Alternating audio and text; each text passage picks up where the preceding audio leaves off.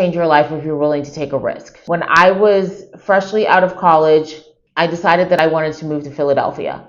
I'd been there a couple of times because I had a friend that lived there. Sold all of my stuff and I sublet an apartment off of Craigslist. This is so nuts. What the hell, Kelly? I sold my stuff. I started my journey to drive to Philadelphia. I was living in Oklahoma at the time. I pulled into Philadelphia on a Sunday, and that was the plan so that there'd be less traffic because I was living in Rittenhouse Square, for those of you that are familiar with Philadelphia. But I got to the apartment.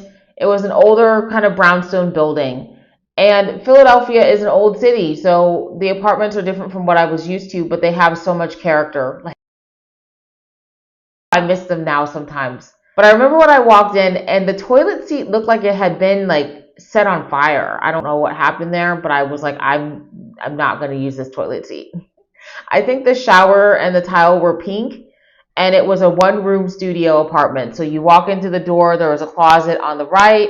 You walk in, there's a big open space. There was a little kitchenette right here with a refrigerator.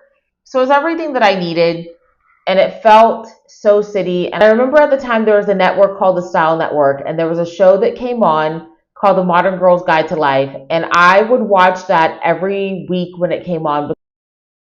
They would give tips on things to do, fashion advice, makeup advice, things to do with friends, and I would watch it religiously because I was like, if I can watch this show and I can take in some of these tips, nobody's going to be able to tell that I'm from Oklahoma. I'm going to be a city girl and I'm going to blend in here.